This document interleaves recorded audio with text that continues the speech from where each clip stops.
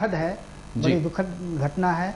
और निश्चित रूप से जो इसका इफेक्ट है, जो 7 महीने सैलरी नहीं मिली, तो वो दिखने को मिल रहा है। इस घटना ने प्रमाणित कर दिया है कि ऐसे कर्मचारी जो प्रभावित हैं, जो हड़ताल पे हैं या जिन्हें सैलरी नहीं मिली है, उनके परिवार के लोग बड़े दुखी हैं।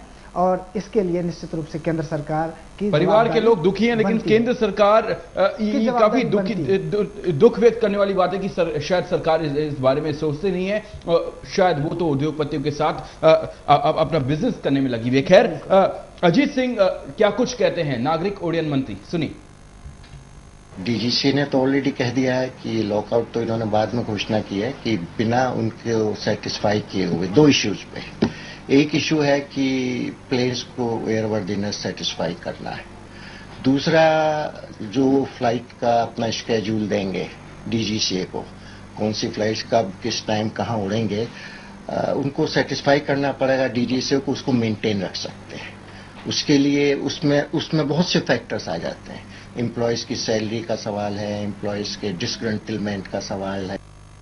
एक फैक्टर तो ये जरूर था, क्योंकि उन्होंने लिखा है कि वो वरीड थे कि जॉब रहेगा कि नहीं। एक ये वरी ये भी थी, क्या पूरी सर्कमस्टेंस नहीं जानते, लेकिन ये उनके ऊपर एक ये वजन था इस बात का कि सैलरी नहीं मिल रही है और आगे नौकरी खत्म हो सकती है। अब जो हमने डीजीसी को ये कहा है कि वो एक पार्शियल लॉकआउट है, वो एक इंडस्ट्रियल एक्शन है जो मैनेजमेंट ले सकता है। उसमें कहां तक इंटरवीन कर सकता है डीजीसीए, क्योंकि लॉकआउट मैनेजमेंट करता है और अगर आप कहते हैं हम कंपनी बंद कर दे रहे हैं, तो एक तो एम्प्लॉयज के साथ अन्याय हुआ। मैं इस केस की नहीं कह रहा हूं, तो लॉ तो सबके लिए होता है। तो एक सवाल है, वो मालूम कर रहे हैं कि क्या कर सकते हैं। लेकिन चाहे लॉकआउट हो चाहे ना हो, जब तक डीजीसीए सेटिस्फाइड नहीं है तब तक वो फ्लाई नहीं कर सकते। तो सुना आपने अजीत सिंह क्या कुछ कह रहे हैं। वो साफ तौर से कहते हैं कि किंगफिशर की उड़ान के बारे में जितनी भी बात है, इस उड़ान के बारे में जो भी है, पहले किंगफिशर जो है डीजीसीए को संतुष्ट करेगी, उसके बाद ही वो इस पर कुछ कह पाएंगे। मैं आपके पास आना चाहूंगा हिमांशु जी, आपने बयान सुना, आपकी क्या कुछ प्रतिक्रिया है उनके इस बयान के बाद? जी, बहुत ही सही बयान दिया है अजीत सिंह साहब ने जी, माननीय मंत्री जी ने, जो ये कहा DGCA is an independent organisation, जो कि भारत के जो गगन सीमा है या जो एयर लिमिट होता है उसका वो रेगुलेटर है। जो भी फ्लाइट यहां पर ऑपरेट होता है उसकी इंडिया में इंपोर्ट करने से लेके उसको डी रजिस्टर करके इंडिया से बाहर जाने तक डीजीसीए इज रेस्पॉन्सिबल। आज के तारीख में डीजीसीए ने जो एयर सेफ्टी का मुद्दा उठाया है, इट इज वेरी जस्टिफाइड, क्योंकि एक पायलट जिसको 6-7 महीने से सैलरी नहीं मिला है जी, उसका स्ट्रेस लेवल में वो और 150 से 200 पैसेंजरों की लाइफ को रिस्क में लेगा। क्योंकि 2 घंटे की फ्लाइट में अगर किसी टाइम पे अगर पायलट को कुछ स्ट्रेस लेवल बढ़ जाता है, कुछ हादसा होना कोई बड़ी मुश्किल की बात नहीं है, एक बड़ी बात नहीं है, छोटी बात है जी। सेम चीज हर एयरक्राफ्ट को उड़ान भरने से पहले एयरक्राफ्ट मेंटेनेंस इंजीनियर जो उस एयरक्राफ्ट के लिए रेस्पॉन्सिबल होते हैं वो रिलीज सर्टिफिकेट देते हैं। आज की तारीख में सारे इंजीनियर्स हड़ताल पे हैं, टिकट काटने वाले हड़ताल पे हैं। तो ऐसे स्थिति में किसी एम्प्लॉय जो कि डिस्ग्रंटल्ड हैं, जो कि गुस्से में हैं जी जी कि हमारी सैलरी नहीं मिल रहा है, माल्या साहब की कोई अयाची में कोई कमी नहीं है, आईपीएल का टीम फिर से चुना जाएगा जी जी, किंगफिशर कैलेंडर की शूट फिर से होगा।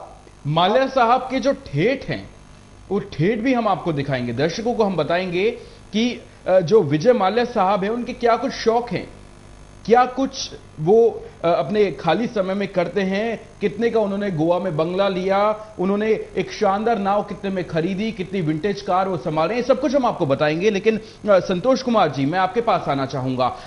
आपने ये बयान सुना अजीत सिंह का, आपकी क्या कुछ प्रतिक्रिया? देखिए, मैं स्पष्ट कर दूं कि माननीय मंत्री जी मामला को रफा दफा करना चाहते हैं, क्योंकि यह मामला अब यह नहीं रहेगा कि हमको उसको डिपार्टमेंटल इंक्वायरी कराना है कि डीजीसी करे या उसका अदर एजेंसी करे। मामला जुड़ गया हत्या से कि एक महिला अपने पति की सैलरी के अभाव में आत्महत्या करता है, और मैं तो यही कहूंगा कि पहले यह आईपीसी के तहत क्राइम ब्रांच को या सीबीआई को डायरेक्शन दिया जाए कि एफआईआर लॉन्च किया जाए डायरेक्टर के अगेंस्ट में और सेक्रेटरी कंसर्न मंत्रालय के अगेंस्ट में। अच्छा, माल्या साहब तो इतने मालामाल हैं, है ना, लेकिन कर्मचारी यहाँ पे बेहाल है, तो इस पे कुछ अगर चाहे तो कर्मचारी जो है वो चाहे तो केस कर सकते हैं मालिक पे भी? बिल्कुल बिल्कुल कर सकते हैं, क्योंकि कर्मचारी कमाता है और मालिक खाता है, तो कर्मचारी उस बेनिफिट का टोटल शेयर का परसेंटेज उसको मिलना चाहिए। कंपनी एक्ट में साफ लिखा हुआ है कि उसको क्या सैलरी मिलना चाहिए, क्या वर्क होना चाहिए, और फिर उसका बेनिफिट में बेनिफिशियल में उसको क्या कमीशन मिलने चाहिए। जी जी, तो यहाँ पे केस पूरी तरह से बनता है। मैं आपके पास आना चाहूंगा, बिल्कुल सुशील देव जी, आपके पास आना चाहूंगा। अजीत सिंह का जो आपने बयान सुना, आपकी क्या कुछ प्रतिक्रिया है इस बयान पर? देखिए, मामला बहुत बढ़ गया है जी, और ये जो घटना घटी इससे साफ संकेत मिलता है कि कर्मचारी बहुत गुस्से में है, बहुत पीड़ित हैं, डिप्रेस्ड हैं। और जहां तक एक बात कही अभी सुमन जी ने और होता साहब ने भी कही है कि लाइसेंस सरकार ही देती है, तो सरकार का रोल जो है इसमें बहुत महत्वपूर्ण होता है जी। सरकार, और जहां तक रही इनके IRC की बात आप करते हो, तो निश्चित रूप से विंटेज कारें हैं, मेरे ख्याल में आप सैकड़ों की बात कर रहे हैं जी जी। एग्जैक्ट तो पता नहीं हमें, लेकिन निश्चित रूप से है, विंटेज कारें हैं। 26 देशों में उनके मतलब प्रॉपर्टी हैं, उनकी 200 घोड़े हैं जी जी जी, स्टड कोट हैं, पता नहीं कितनी चीजें हैं जी जी। यानी माला माल तो मालिक है, लेकिन कर्मचारी के पास कुछ नहीं। आज कर्मचारी के जो घर वाले हैं वो बेचारे आत्महत्या करने के लिए मजबूर हो गए। बिल्कुल। और जहां तक रही केंद्र सरकार की भूमिका के बारे में बात की जाए अगर, तो विदेशी निवेश को लेके, नागर विमानन क्षेत्र में FDI को लेके जो बात चल रही थी, तो ऐसा आरोप लगाया जा रहा है कि इन्होंने, माल्या साहब ने सरकार के साथ लॉबिंग की, उसमें कुछ पैसों का हिसाब। बिल्कुल, ये मीडिया में ये भी खबरें भी आती कि लॉबिंग उन्होंने की है, ऐसी खबरें भी आती। चलिए, यहाँ पे मुझे एक छोटे से ब्रेक के लिए रुकना पड़ रहा है, लेकिन ब्रेक के बाद जब वापस आएंगे तो वृंदा करात, CPM के जो नेता हैं, क्या कुछ कहती हैं, किस तरह से उन्होंने चुटकी ली है सरकार के ऊपर निशाना साधते हुए। शरद यादव, JDU के जो संयोजक है, वो क्या कुछ कहते हैं, हम आपको सुनाएंगे। और किंगफिशर के मालिक के ठेठ हम आपको बताएं। आप कहीं मत जाइए, बने रहिए हमारे साथ।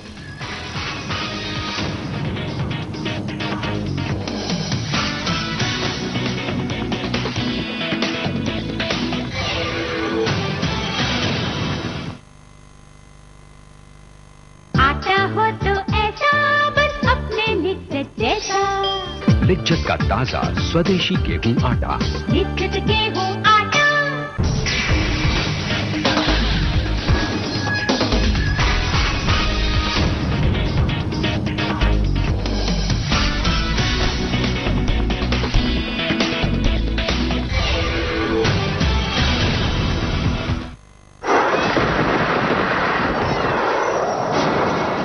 ये सारी एनर्जी आपके मोबाइल फोन बैटरी में जूस लाइफ फुल ऑन।